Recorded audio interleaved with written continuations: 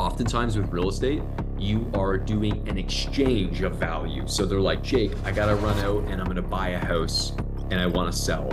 It's like, well, perfect. If you're buying and selling in the same market, you're going to lose money on your sale, but we're going to crush it on the buy rate now. And by lose money, I just mean relative to what you might think you're going to get. You're going to lose a little bit, but you're going to crush it on the purchase side. And then I personally have a list of examples of here's a buyer at 2.4 million that I helped crush it when it was listed for 2.75 and we scooped it up for a great deal. Here's a property that was at this price and we scooped it up for a great deal. And I'll share those stories to say we'll crush it on the purchase side for you. On the selling side, it hurts a little bit right now. So we need to go win on the buying side, but that's the strategy. My name's Jake. Good to be with you guys today. Excited to share as we have more people joining us. In case it's the first time you're joining, a couple quick little housekeeping things that I think are always helpful. Number one, don't work for Muscula. I am a real estate agent myself over here in the Ontario, Canada side of the world. So I'm in Southern Ontario, Canada. Nice high price point over here. Very, saturated market with lots of agents. I think right now we have something like 40 to 50,000 agents on our local MLS. So a lot of real estate agents here in the Toronto area.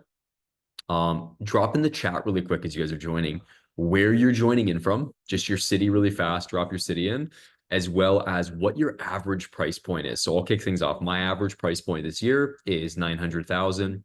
In my market, 500,000 would be like a rough shaped detached home or a townhome. Or like a condo, and then 900,000 would be kind of smack in the middle, slightly nicer detached home, all the way up to like townhomes in highly desirable areas. And we have properties that are, an average of 1.2 in nicer areas, all the way up to, 1.6, 1.8, $2 million, $3 million for luxury, etc. All right. So gives you kind of a quick, good idea and recognize some of the faces coming in, which is great. Good seeing you guys. Caledon, 1 million. Yeah, absolutely. Great price points over in Caledon. Love seeing so many Ontario agents too, which is killer. London, Ontario, 600K. Sounds good, Luke. And thank you guys for also throwing the cameras on. It's nice to know who I'm chatting with today and having a dialogue with. Miami also has 70,000 agents. Miami, by the way, very similar to Toronto in terms of inventory challenges, price points, etc. 70,000 agents.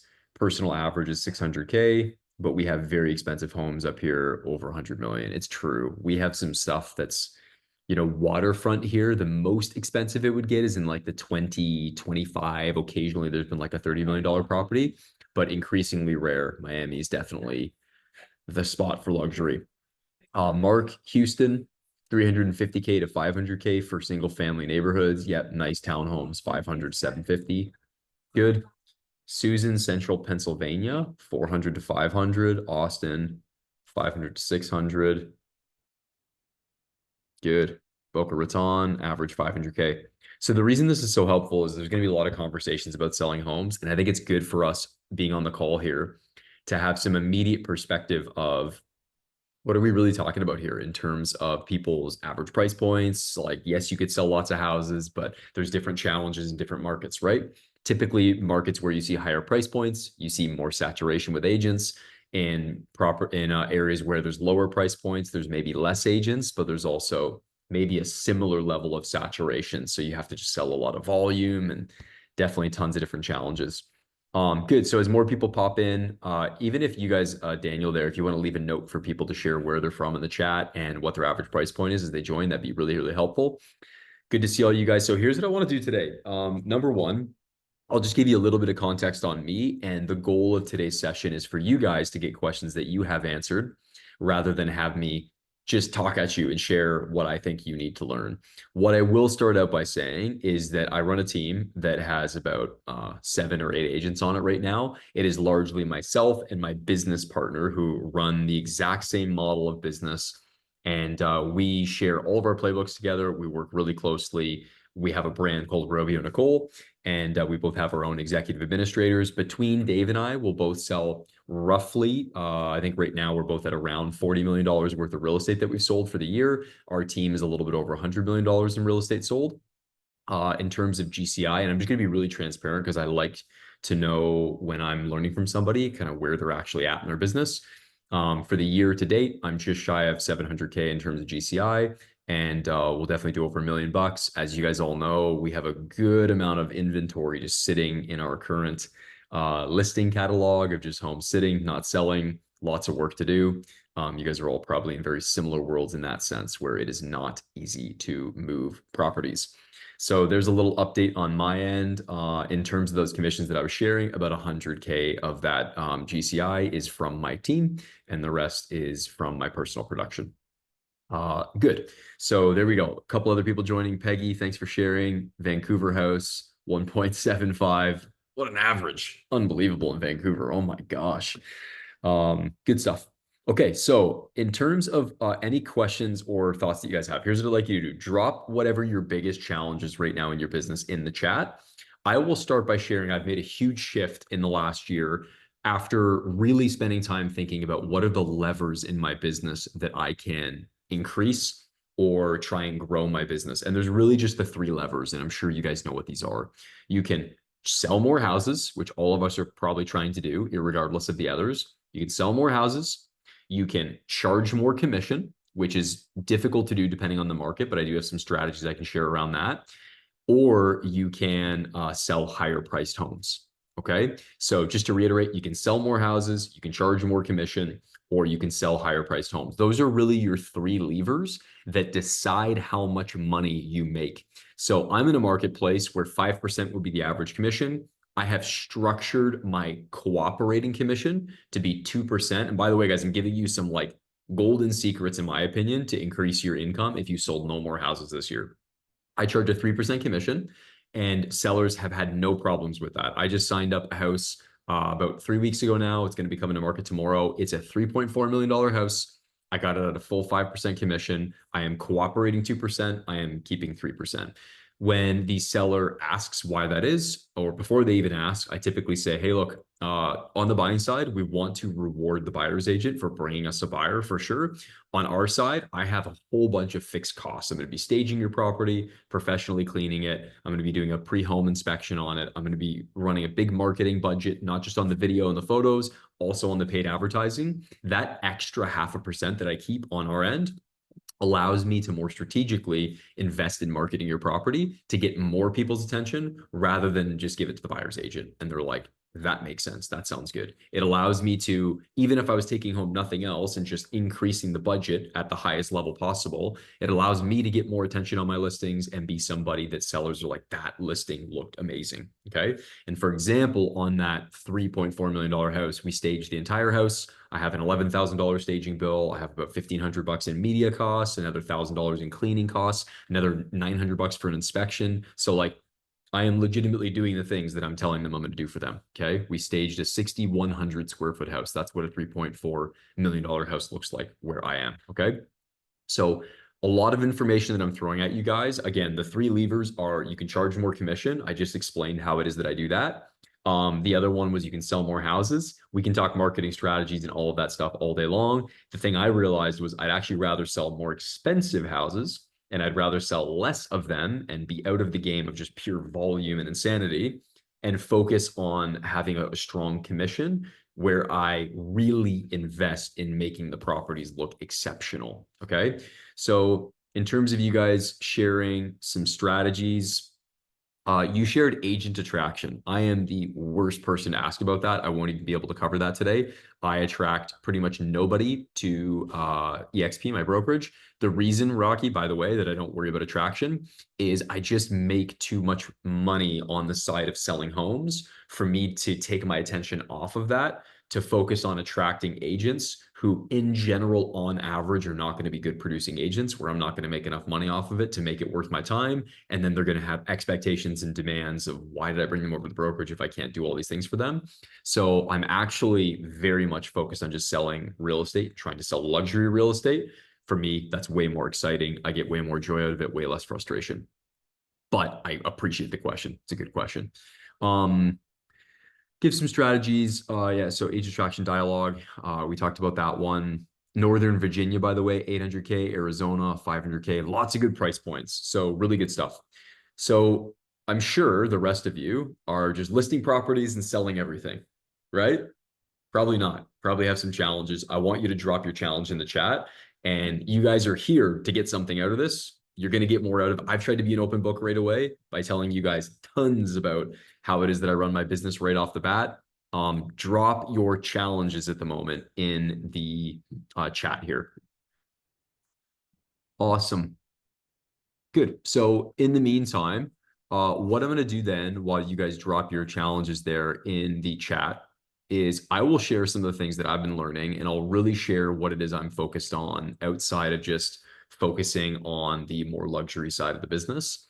The biggest thing is I just came back from a John Cheplack event maybe 2 weeks ago. I was in Lake Tahoe, and I went down there. This was a room of about 170 people. It was primarily like Ben Kinney was there. He was like, I think the #2 agent in all of the United States. You guys probably know Ben Kinney better than me because I'm a Canadian over here.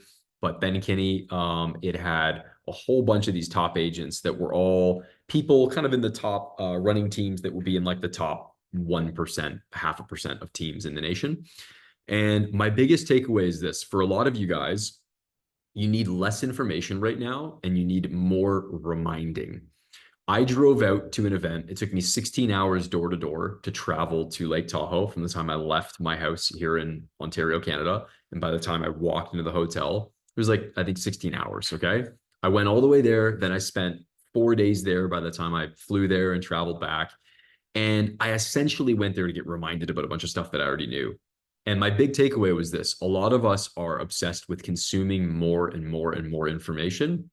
And what we lack is the execution of doing the things that we know we already need to do in the business. So for a lot of us, our challenge isn't like, I need some new idea. I need to try some different marketing strategy I haven't tried before. It's like, honestly, you guys right now with Muscula, you have a lead generation system that works really well. I've been a client of Muscula now for, I think, almost a year, probably 10 months.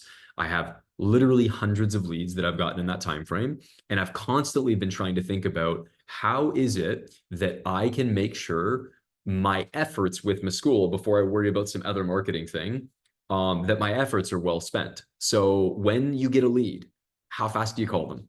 How many times do you call them in the first 2 weeks? When do you text them? When do you email them? What do you say to them? Like actually having a system and a playbook.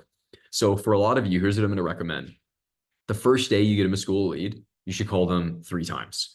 You should call them right away. And if you can't get a hold of them, you should call them 2 more times throughout the day and try and get in touch with them.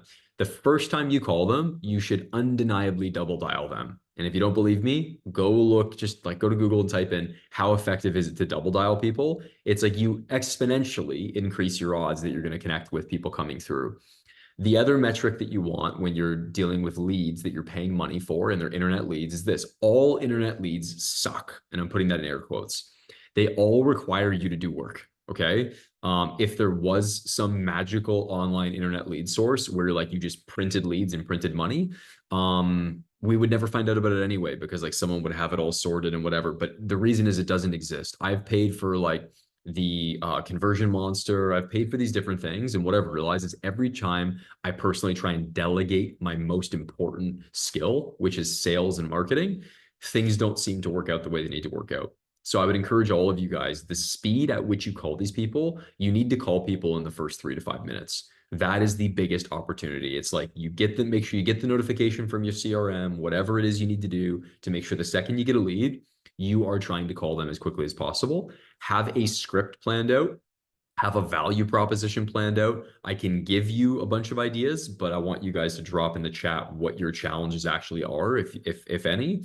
And in the meantime, my encouragement to you is you guys probably know a bunch of stuff you need to do. And you're on the call today. Hopefully you're on the call today because you have a problem you are trying to solve. And if you're on the call today and you don't have a problem you're trying to solve, you are professionally procrastinating, my friends. And I say that lovingly, but seriously, you have a job to do. And it's speaking on the phone, being in front of clients, having conversations, moving the ball forward. I have an agent on my team right now who's like, today I'm going to go attend this event with another agent that's like doing this big workshop. And it's like, no, you're not. You got a job right now to do. If things you know you need to work on, just focus on that. And I have done that already so many times in the course of my career, like this John Cheplack event that I'm just telling you about. I really didn't need to go to it. It was like, it wasn't the priority. And I had really good insights, but now I need to go execute on all those things. Okay.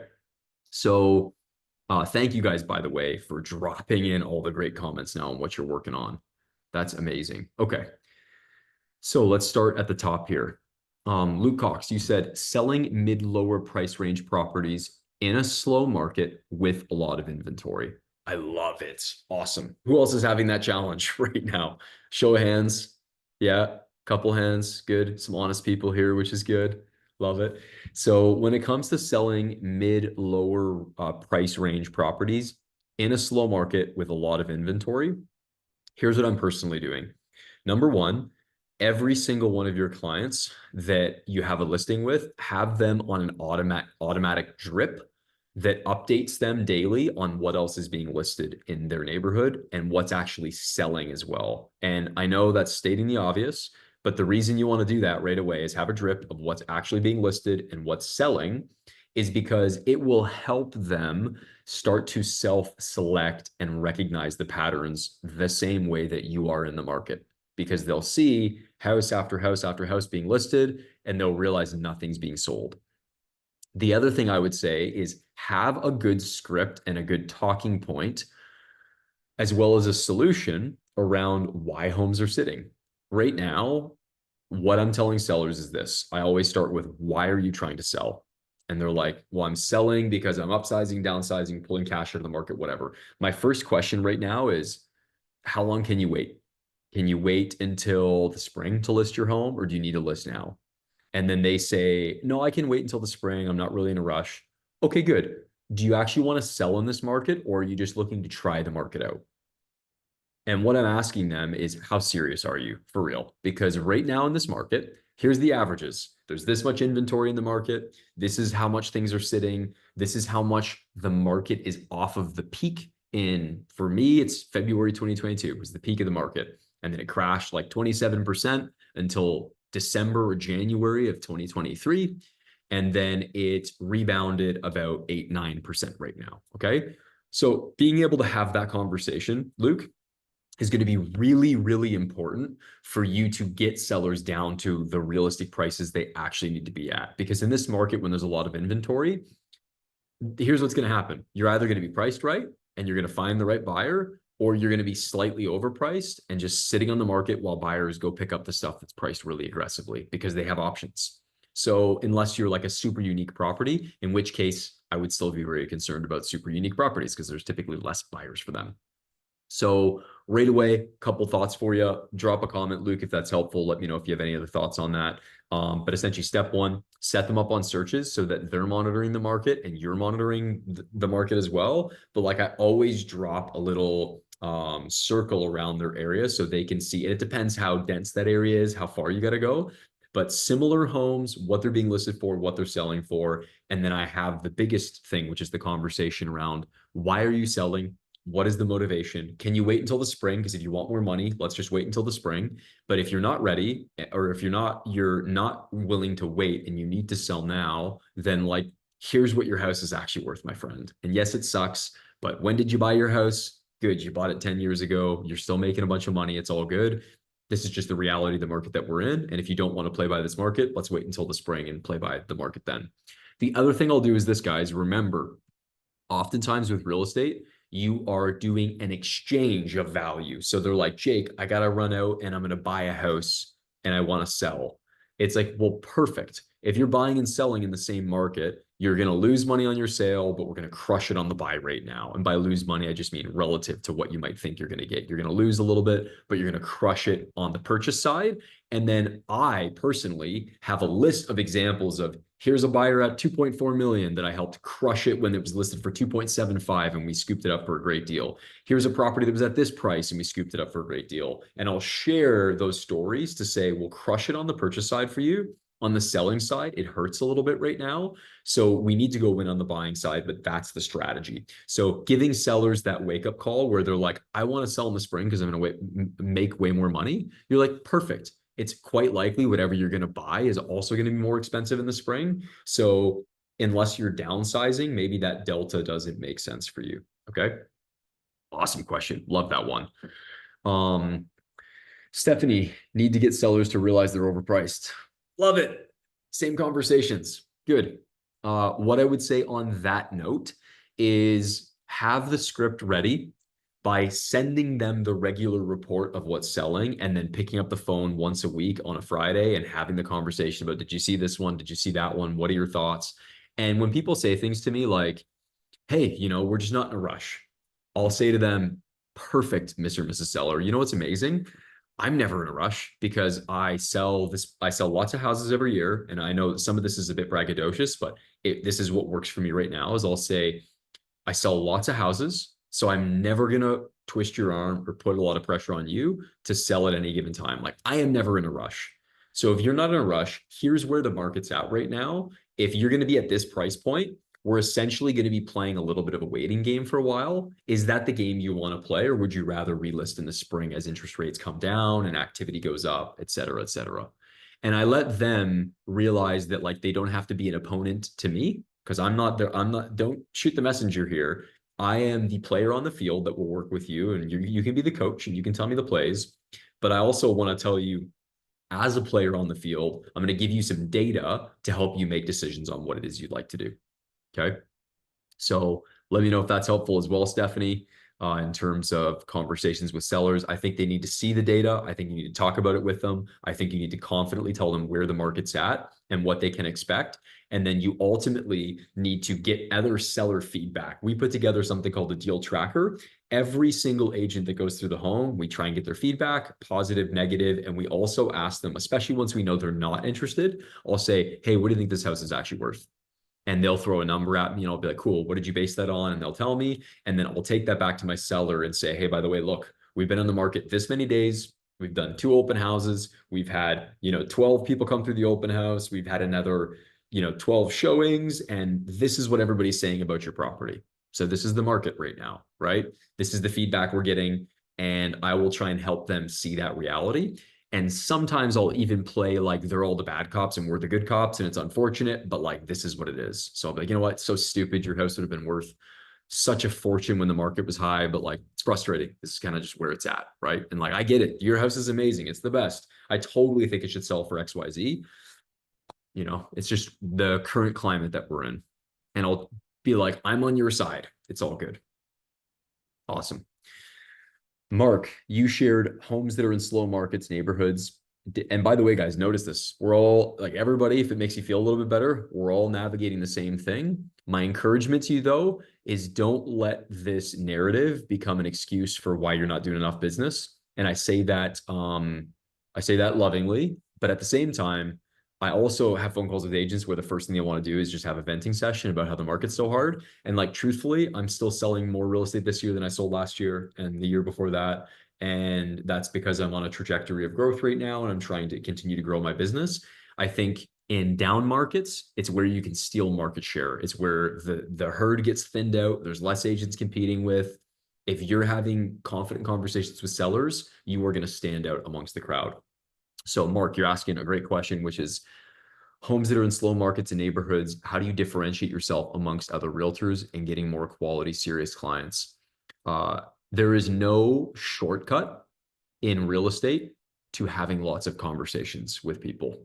And what I mean by that is there's no shortcut for you to have that confidence other than to just go out and have a lot of conversations. And here's one of the ways that I do that. Host as many open houses as you can so you get better and better. I think the ultimate differentiator, honestly, guys, that I have, while it's probably marketing, because I have a bit of a marketing background, it's ultimately confidence and my ability to communicate, which is something that I've developed even prior to being in real estate, but it's been doubled down on over the last 3 years of me having been an agent. And the reason I share that is because I think truly, Mark, what is going to separate you is your ability to sit in front of a seller and be, number one, dress really sharp, look the part. I'm wearing a suit right now. I know you just see my long sleeve shirt, but I've got a nice green suit on. It's tailored, it's custom fit. I have nice shoes on. I show up in like a Hyundai Palisade. It's not a crazy car, but it's clean. It's like these details are people's first impressions of you and they matter. And truthfully, I don't necessarily want to wear a suit every day, but I've become that person in my mind. I'm like the Harvey Specter on Suits in my mind. I'm like, let's look sharp, let's act sharp, let's speak sharp and know how to articulate myself confidently. And you'll be amazed at how when you have those face-to-face interactions with people, it makes you better at what you do. So now you might be thinking, that's great, Jake, except I'm trying to get more conversations and I'm not having them right now. So how do I do that? And my answer would be go knock on doors. There's a ton of mixed feedback of agents saying knocking on doors doesn't work, online leads don't work, cold calling people doesn't work. Heck, 6 months ago, I would have said, I don't really think cold calling works that well, at least not here in Canada.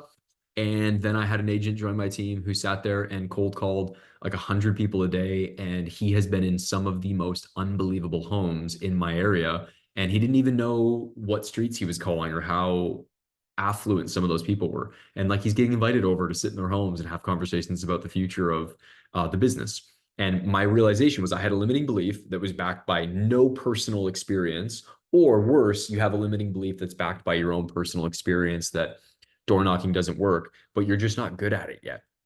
So this listing that I'm flexing on right now in front of you guys, this big expensive listing that I just got for over $3 million. I door knocked that listing 2 years ago. And I went and knocked on the door, and it's a big 6,000 square foot house. And the lady was like, no one's ever knocked on this door before. Like, that stood out to me. Now, there's lots of other doors where I've also knocked, and people are like, we have a million agents knock on this door, but like, you seem different.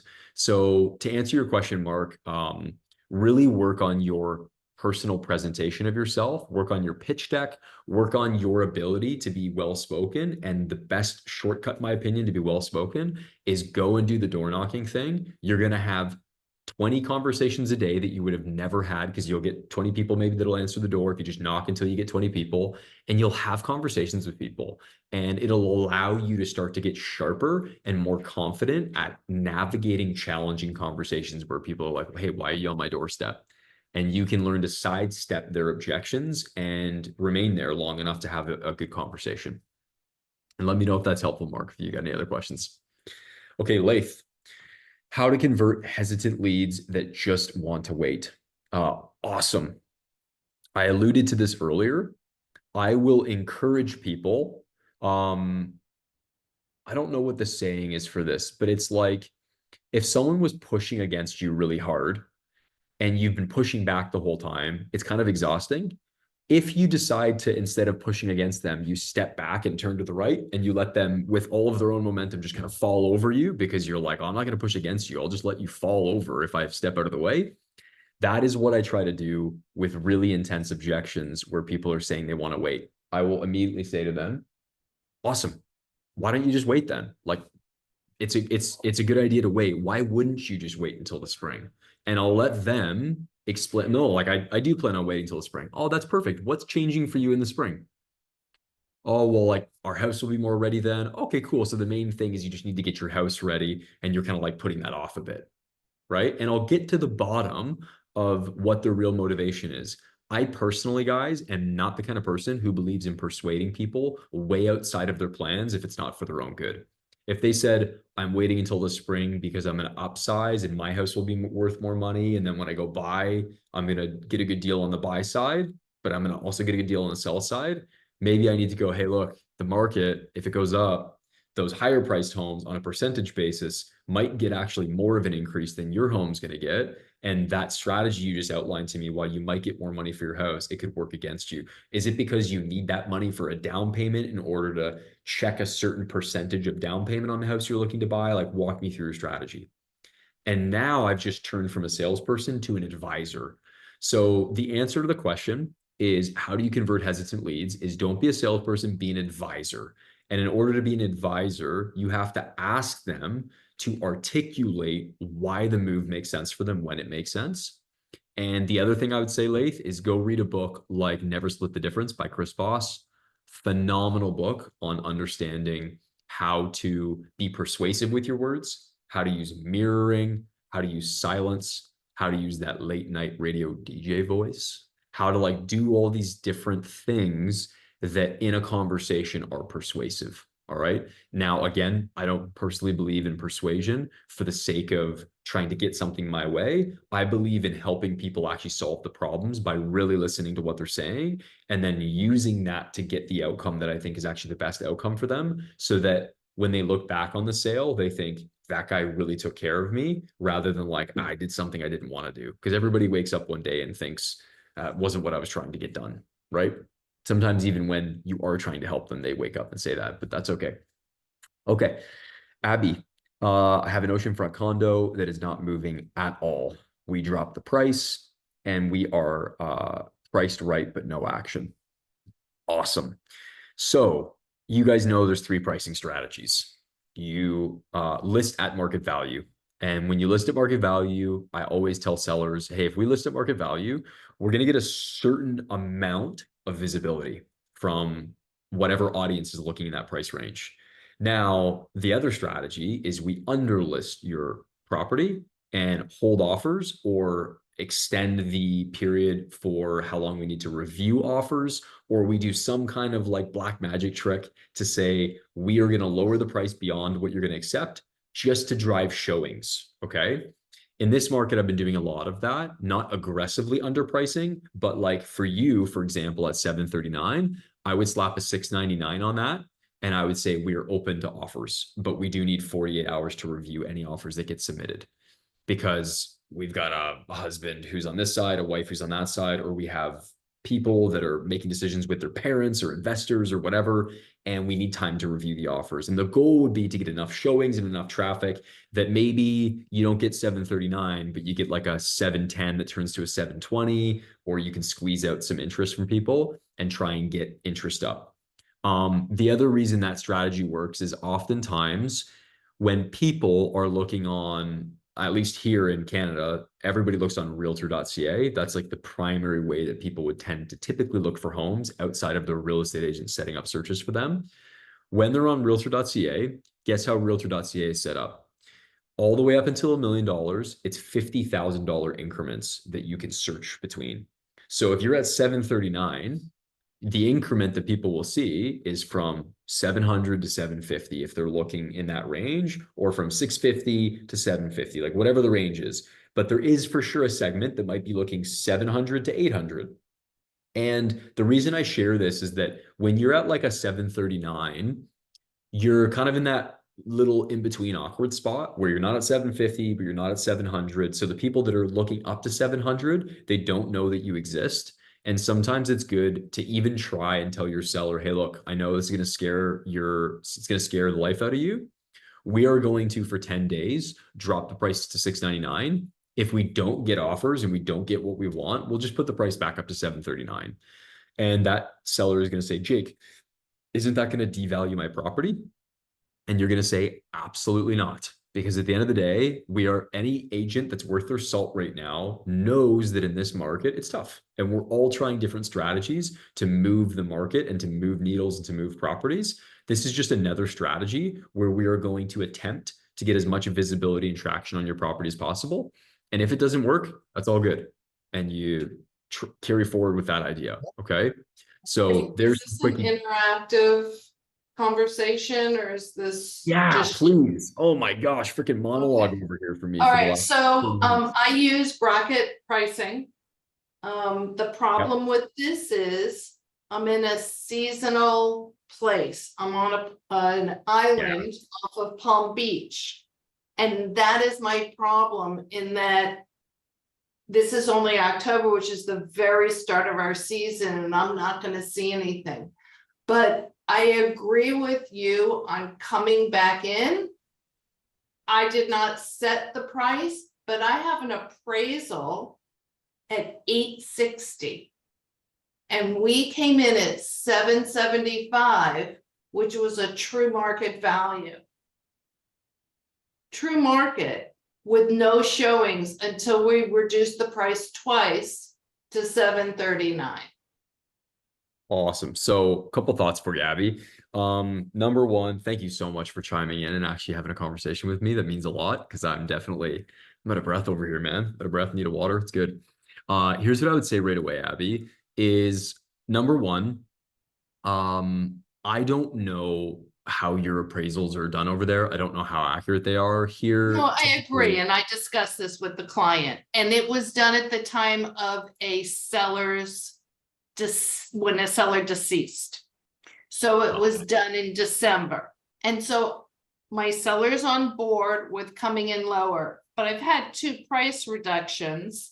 Normally, that would get a home sold, and I am just hanging on by my toenails, Yeah, which is listen, like, rare. yeah, listen, it's not rare for me. I have some listings right now that are sitting, and I want to blame it on certain things. Like some of them are multiplexes, which is true. Some of them are like half commercial, half residential, like some weird needle in a haystack buyer stuff. Having said that, at the end of the day, here's the things for me that definitely gets the most attention. Whenever I do a price reduction, I cancel the property and I relist it. Here on our local MLS, what happens when you cancel and you relist is you pop back to the top of the search engine that will be the Zillow, the Realtor, the whatever. If you just do a price reduction and you don't I cancel, understand.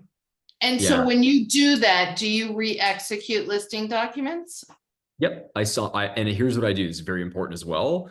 I say to them, hey, here's what we're going to do, Mr. and Mrs. Seller. It's this awesome strategy that I do is we're going to cancel, relist the property, and that's going to push us back to the top of all the search criteria. If you haven't done this yet, Abby, and you did a price reduction, in my humble opinion, you did a price reduction wrong. And this is awesome because this will absolutely help you, because when you just change the price, the email will go out to everybody that's set up on a search, if assuming our systems are the same, that would notify those clients of like, hey, there's been a price reduction. But when you cancel and relist it, it shows up on our system as a new listing all over again. Agreed. And when you cancel and relist it, if someone's looking on Zillow, like right now on whatever platform you guys use and where you are, Abby, you're probably on like page 7 or 8 at this point. So by cancel and relisting, you're back to page 1. And most people do tend to open up their local realtor or whatever and look through properties, right? So that will give you a good bump. And that is a thing that I've done from the get-go, is I've never done a Okay. price change. I always And do I have a cancel. question. Yeah. Why would you do 699 and not 700? In my opinion, Yep. the 700 would be 7 to 750 and 650 to 700.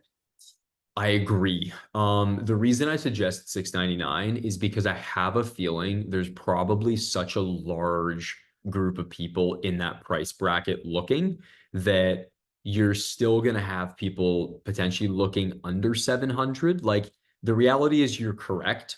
My brain still, so here's the honest answer. I still struggle with that. There's times where I want to use that flat pricing strategy.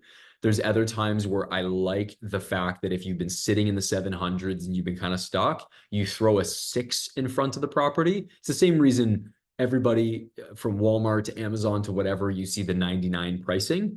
I think that it helps the consumer think maybe they're going to get a deal and they get excited. They see a 6. If they see a 6, maybe 670 is another reach, and you're going to get some crappy offers.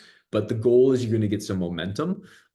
This is obvious, but I'll just say it. The goal is to try and get some momentum so that the person who might actually be interested at 720, maybe there is another offer that you get to play with that's total garbage, and you can leverage that to get the other person up. So I like what you said. I always, for 21 years, set my sellers up on a search. And that eases my price reduction discussions with them. In like the last 6 years, I haven't had to have those discussions, but now all of a sudden we're having them. For And sure. the other thing is, well, I do another type of search with my sellers in that I go back in time on the MLS from the time that we went live on MLS to today. And I show them what went under contract and what sold. Awesome. And unfortunately, in the 3 months since we have been on the market, there has only been one sale of a similar unit. Yeah, so I think you're trying to do 2 things right now, Abby. Obviously, our number one job is to sell homes. So you're trying to sell this unit. On the flip side, your other job is to continue to just provide value so that you're there when the timing and the market and everything line up. And the reason I share that is by you providing all that value, having conversations with them, showing them that nothing else is selling, you're also increasing the likelihood that they don't feel like they need a change of agent or representation next Hopefully. time around, because you're like, hey, look, as much as I would love, and like sometimes I'll even say something, I'll be like, hey, look, honestly, you know what, guys, I'd actually love to be able to blame me. It would feel good if I knew what to blame right now because I hate Nice. blaming the market.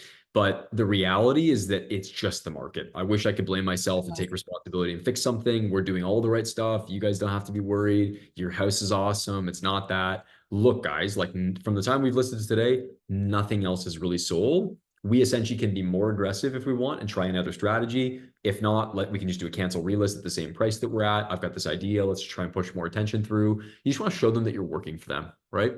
Yeah, I have, and I love that. I love that, when you're blaming the market, I wish I could tell you that it's me.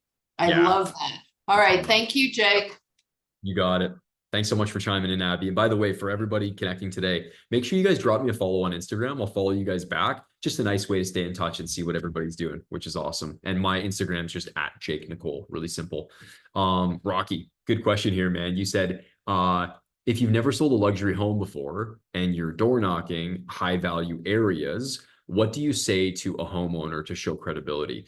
Man, thank you. Fantastic question. Because 2 years ago, when I knocked on the door to the listing that I now have, I hadn't sold any house even at or above $2 million. Okay. And this is in today's market, $3.5 million house. At the peak of the market, it was easily a $4 million home. So, to answer your question, by all standards, I am not credible enough. So then it's like, well, what is the credibility that you're going to lean on? This is where you have to know and believe in either yourself really early on, or you have to know the value you bring. So number one, I have a foolish level of confidence about my ability to deliver, and it's backed by my past success in other areas and other ventures and other things. So even when I was knocking on that door, Rocky, I was like, these people should be excited to want to get to know me because I am going to work harder than probably the old guard agent that's going to come in here and slap up a sign and throw it on the MLS and take some okay photos and not really stage it. And I just had that belief, number one, going in there of like, I'm going to knock this out of the park for them.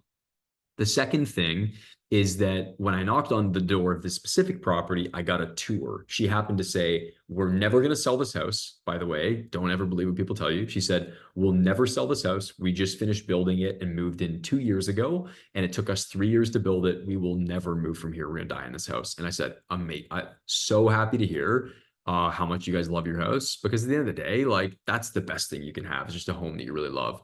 She was like, yeah, by the way, did you want a tour? And I was like, yes, absolutely. So Rocky went, toured the house with her. I built tons of rapport, right? Even as I'm touring the house, so they've got like magnets in one of their pantries, with a fridge with a pantry that had like magnets of all these other real estate agents that have been delivering them mailed goods for years, right? And they're all faded. They're so old, right? And she's giving me the tour and we build a ton of rapport.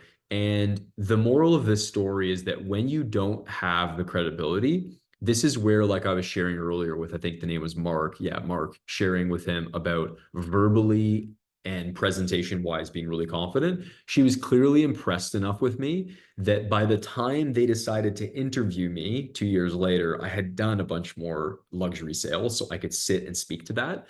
But I still hadn't sold enough luxury properties perhaps to be able to go in there and be like, well, I've sold, dozens and dozens of homes over 3 million bucks. I hadn't. I was like, I've sold like 2 other houses over 3 million bucks. So that is where I had to lean on, like, hey, look, here's my track record. Here's how many houses I sell. The big agents in town, they're actually like the big teams that are mostly inexperienced agents on their very large teams where there's tons of churn and burn. Personally, I'm aware of what the numbers are on some of those teams. And I was like, look, anybody on that team, you stack me up against them. My EA actually worked on that team. And like, I know for a fact I sell more than their top salespeople. So like, you're getting someone who's actually more qualified in a lot of respects. So you just have to know what your talking points are. And if you have nothing else to lean on other than just, I promise you, I'm going to work harder. I have these people in my corner. Like, you got to figure out what that thing is for you. But I know you, Rocky. I know you're out there. I see you on socials, man. I know you're selling stuff. So for you, it's going to be a little easier, I think, to go in there and speak to your team and speak to like what it is you've got going on, man. The biggest last thing I'll say about this luxury door knocking thing is like less people do it, man. It's less saturated. And I'm giving away a bit of a secret for you guys to go and do it. But like genuinely, it is just less saturated. People are too intimidated. They're like, I'm not qualified to go knock on that door. And I'm like, hell yeah, man. I'm gonna go knock on that door. I'm the right person to do it. So that'd be the answer. Any last thoughts on that, Rocky? Yeah, Jake, actually, I was going to say, so confidence is not an issue, right? I'm knocking on a door, I can build a rapport, but what's your icebreaker when you first knock on the door, they open the door? Are you going with a pretense, hey, listen, we're doing a home evaluation for your neighbor kind of thing, and we just wanted to know if, you're interested in getting one, or or is it different things every time? What do you kind of start with? Yeah, I've got the same opening line that I've used for probably like, I don't know, 150, 200 houses so far that I've door knocked in the last maybe 2 years. And I honestly should door knock more every time I do it. I absolutely love it. My door knocking script off the top, and forgive me if there's any Jehovah's Witnesses on the call. God bless y'all. I am a Christian. It's just a hilarious opening line, which is I door knock and I always step back. I've got some videos on this if you guys want to go on my YouTube channel. I've got, by the way, tons of content on there, but I do have a video that goes really really in depth on door knocking. But what I do, Rocky, is I step back, I step to the side, I'm looking at my phone, and I'm usually like answering like messages or emails or just checking stuff out, or sometimes pretending to look busy. And then when they open the door, I keep my hands out in front of me and I stepped back a bunch, so I'm a ways away. I go, hey, my name's Jake Nicole. I know I look like I'm a Jehovah's Witness today, but I'm actually, or I say, I know I look like I'm a really well-dressed Jehovah's Witness, but I'm actually just a real estate agent, which is probably just as bad. And most people right away chuckle or laugh a little bit, or they'll be like, cool, man, what do you want? And I'll go, hey, listen, my name's, I actually live here in the area, because typically I'm door knocking areas where it's like, they're still in my city, right? So I'll say, or like in my little pocket. So I'll be like, hey, I actually live over on this street on the other side of town. And I say that to disarm them a little bit as well. So they know I'm from the area, I'm local. Like I try to do something that builds some rapport. Right now, I've got a new office in town. So I'll say, hey, my name's Jake Nicole. I've actually got an office right over here on 386 Wilson Street East in the Village. And I'm coming out here to meet some of the neighbors.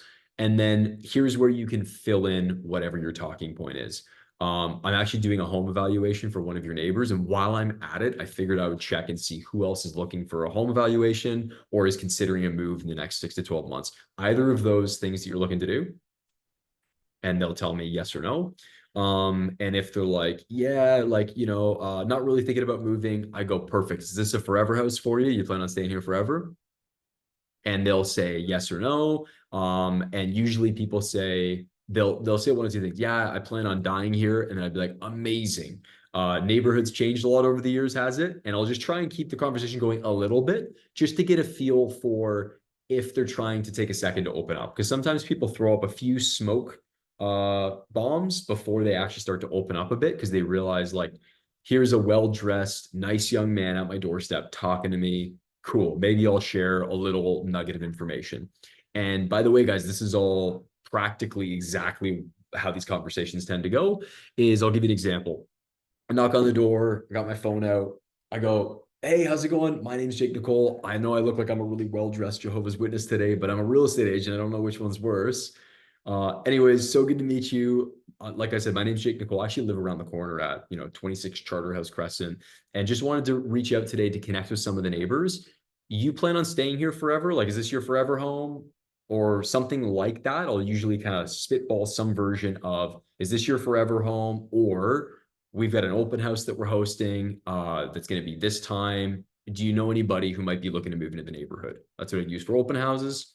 And then if it's home evaluations, I'd say, hey, look, we're doing a home evaluation for one of your neighbors. Happy to provide you a free home evaluation. Do you have any plans on making a move in the next 6 to 12 months? And they say yes, they say no. I go, awesome. You plan on staying here forever? You love it so much? And they'll go, well, not forever, but like probably 5 more years. And then I go, cool. What's changing for you in 5 years? And they're like, well, like kids will probably be moving out. Oh, amazing. What do your kids do right now? They're in school, they're working.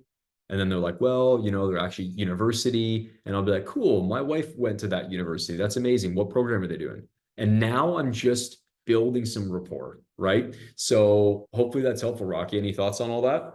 Yeah, Jake. So that's awesome. You want to get their information, get their contact information before you leave. How do you Awesome. So here's what I approach? do. How do you approach that? Yeah, I go, Rocky, awesome, man. Well, here's something that I do. One of the things that we do, Rocky, is here in this neighborhood, we've got a whole bunch of your neighbors set up on these neighborhood updates. It's like a once a month update that just tells you what's selling. What's the best email for me to send that to for you? And I looked down All at my right. phone. All right. And or if I'm having a good conversation with people, like the last time I went out door knocking was probably 2 weeks ago now. And when I went out, because again, like I've got enough business now that it's not something I have to do as often, but there's certain neighborhoods I'm trying to break into, and door knocking is the best way to do it. So the last time I went out door knocking, I think my success rate was like, first of all, almost everybody answered the doors. This was like 2 p.m. on like a Wednesday. I couldn't believe it. And it was kind of a community where lots of people are retired. Almost everybody answered the door. And I only had 2 people out of like 20 not give me all their contact information. Because as I was connecting with them, I would say, hey, Rocky, still give me, hey, by the way, I'd love to stay in touch. What's the best number to reach you at? And I look down at my phone and it's kind of awkward because now someone's either going to just tell you their number and some of them kind of fumble through it. They're like, 289. And they just start, it blows my mind every time. They just start reading me the numbers. Okay. Or someone has to say, no, I'm not quite comfortable with that. And then I would go, oh, no worries at all. Just had a good conversation with you, wanting to stay in touch. Is there a better email I can reach out just to keep you posted on things that are selling? And they'll go, I'm actually not comfortable with that either. I go, oh, no problem at all. Like just looking to provide you some updates. Hey, look, here's my card. If you ever have any questions about the market or you decide you'd like to get a little market update, just let me know and I'd be happy to provide it. And that's it, man. Jake, real quick. So you are giving them something at the end of each month or the beginning of each month, correct? You have a newsletter or something, I believe. Yeah. So I got a newsletter that I send out. The other thing that I do is if I know they've maybe got a little bit more intention on selling, I will set up a search that's just that neighborhood, everything that's listed, sold, and canceled. I want to turn them into neighborhood experts because of their ability to have relied on me to get that information. So that now when it comes time to sell, they're like, I'm going to call Jake. That guy's updated me on this neighborhood 12 times this year. He's let me know everything that's been listed or sold. It creates this illusion that you're doing work for them, even though all you did was set up an automatic drip. So it's a great way to keep the conversation going. And they're all going up on your follow-up boss, so you don't lose track of all the door knocks and all the information that you've got. Everybody gets tagged with the Met door knocking. That's my tag. So I'll tag them Met door knocking. The source and follow-up boss is door knocking. Then I tag them Ancaster or whatever city I'm in. And I'll even tag them Ancaster/Oak Hill, whatever the little neighborhood is. So now I know. And if they're over 2 million bucks or like 1.8, I will also label them with a tag that says luxury. So now if a luxury listing pops up and I want to showcase that to all my luxury homeowners, I'll click that tag. And then I could also add everybody here in Ancaster or everybody in Oak Hill. And it like gives me really clean data on all my contacts to know what's going on. So yeah, man. Perfect. Thank you, man. Appreciate it. I didn't want to hog this whole conversation, but great information you're giving out. Thanks. Yeah, you're so welcome, buddy. Love it. And Rocky's a great realtor. In case you guys didn't know, he's a great real estate agent. Appreciate it. You got it, man. So many good questions here. Let me try and fly through some of these. And if anybody really wants, like they're like, Jake, I need a question answer, just throw your hand up and I will see it here on Zoom and I'll put you first over maybe some of the others. So Susan, how to get in a higher price range home market. I seem to sell a lot of mobile homes since I've been in real estate. Yeah. So here's definitely the truth, man. Whatever you start selling, it's what people start to know you for. And it tends to be the thing that everybody starts reaching out to you for, right? I've definitely noticed this as well. Like I sell in a certain neighborhood, those neighbors see the signs, they reach out more often, and it becomes this snowball effect. Sometimes in your favor, sometimes not in your favor. It's like you do a bunch of leases. You don't want to get stuck in lease world where all of a sudden you're doing rentals all the time and like you get more renters that reach out or you have like, you got to be really careful how you spend your time. So my recommendation is I just shared it from my perspective, Susan. It's go and door knock because when all else fails, you can walk up to a door, know how valuable the house is, assume it's probably owned by the seller, and build a rapport and build a connection. If your concern is that you're not qualified, this is where you can be like, hey, look, I've sold way more than most people. I've sold a bunch of these mobile homes in this category, largely because I've just become the person to do that. But my marketing is actually better than this person's marketing, better than this. Like, here's my unique selling proposition. And I am looking for a listing to hang my hat on and really build my business around this type of product that you have here. It's an amazing home. The other thing you can do, depending on how aggressive you want to be, and I haven't done this, but I thought about doing this. And then the truth is, I've got a couple listings that started to roll in for me, is going and knocking on the most expensive homes in your neighborhood and saying, hey, look, for the next month, I'm looking to work with anyone that's planning on selling, where I'm going to be offering I'm not going to take any commission, where I'm going to take like the smallest bit of commission. And I want the rest of the commission to go toward marketing the house. And I'm going to show you all the receipts. I'm going to be really upfront with you. And I'd have to work on exactly how to share this pitch, but it would be some version of like, I am looking to break into this market and I'm looking for someone that's planning on selling right now, where I can way over deliver for them to get my name out there and take every dollar of commission and put it towards marketing your house so that your property just blows away the competition in terms of marketing. Okay. So a couple strategies there, largely rooted around door knocking. You could try the cold calling thing. At the end of the day, I just think it's such a great way to build luxuries, just to go knock on the door and meet the homeowners. You could go and join like a local club where maybe more affluent people hang out. I just think those things are such longer term strategies that are great to do. Personally, I'm like very busy with business. I'm not in any clubs. I'm less in those social circles. So I got to go door knock to make it happen. Is that helpful, Susan? Yeah, you're muted, but I appreciate that over there. Yes, thank you. Sorry. Yeah, no, you're welcome. Good, good, good. The other thing is like sometimes you might live in a neighborhood where your house is actually decent. You just need to connect with your neighbors and like, allow that to be your foray into building your business around that.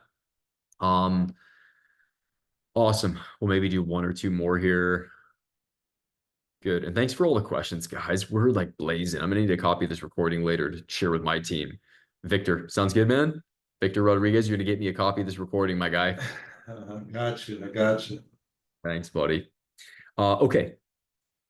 Peggy shared, I got some leads. I know they're seller, but they don't want to sell right away. They all want to wait until spring next year. I send them monthly market reports. Are there any things I could do? Yes. Okay, Peggy. So here's what I would do. Number one is, okay, let's just thought experiment on Peggy's question here. So you've got these leads, they want to sell in the spring. Here's the number one thing I do. Everybody in the database, label them really clearly to say planning on selling in the spring. I would also set up a task for yourself to reach out to every single one of them in January and say, hey guys, here's how the spring market is shaping up. Here's what it's going to look like this year. It's looking like, because of interest rates, spring market is probably going to start to pop off at the end of February. So we actually want to start to be having conversations right now about strategy so that you're not like in the on sale rack at the back of the spring market. We want to get you up front and center so that as the market starts to heat up, your property is staged, positioned, photographed, listing ready. We're not trailing behind, and we can just flip the switch and turn it on the second it makes sense. So that's the first thing to do, Peggy, is like get your whole strategy moving along and ready. And right now I'm using a thing called Spring 2025 so that I can find those people later really quickly and just open them all up and be like, hey guys, here's where things are at right now. It's January. This is how the year is looking like it's going to shape up. Let me know. We want to do our staging consultation now in January, even if you're planning on selling in March or April, because in the meantime, there's actually a whole bunch of things we want to get ready for your property. Maybe we need to do some painting. Maybe we need to do some repairs of some damaged stuff. And then what I'll do, Peggy, is I'll have my stager run through 15 minutes, take some photos, and put together a plan of like, this is what the staging plan is going to look like when the time comes. Start chipping away on that now. And the other thing you're doing is solidifying that relationship that you are the go-to person when the time comes, because you're like, I've already paid to have a staging consultation. There's a little bit of reciprocity that starts to kick in where people are like, this person's already working for me. Okay. The other thing you can do is, when planning for the spring market, is call each of those people and make sure you know why they want to sell in the spring market. And if for nothing else, you just want to understand so you can better guide them when that time comes. So, hey, Peggy, it's Jake here. I know you mentioned you're planning on selling the spring market. Awesome. Looks like we're going to have an amazing spring. Latest update, interest rates have come down a little bit more. Here's the projected plans. So it's looking really good. I met with this mortgage broker. That bank is saying they think mortgage rates are going to come down a whole bunch. So you know what? Awesome. It's going to be a really good spring for you. Hey, while I got you here, what was changing for you guys again in the spring? Was it simply more money, or was it also better timing for you guys? Let them explain it and then go, awesome. Okay, so it's more money, amazing. And you guys were planning on also buying in the market. And what do you make sure you know what they're looking for? Set them up on a buyer search if you haven't done that yet. Like all those things are kind of the obvious things. But the reason you want to know their motivation is it'll help you better be positioned as their advisor to move the needle forward. And then you might even be able to get some of them to move a little bit sooner in the year because there's more momentum happening. Like sometimes February, man, the market's popping off and you're like, now is the time to get things ready. Okay. Helpful, Peggy? Amazing. Amazing. It's good to see another Canadian out there in Vancouver. Love it. Mark, you shared first person appointment from a school, a family inherited. Yeah, they're adamant on not using a realtor to sell, but are open to me bringing buyers. When I go out today, is there anything I can do to try and show how much value I can add without blatantly trying to sell yourself? Yeah. So you're on your way to the appointment now. Hopefully you're not already in the appointment, Mark. Sorry if you are.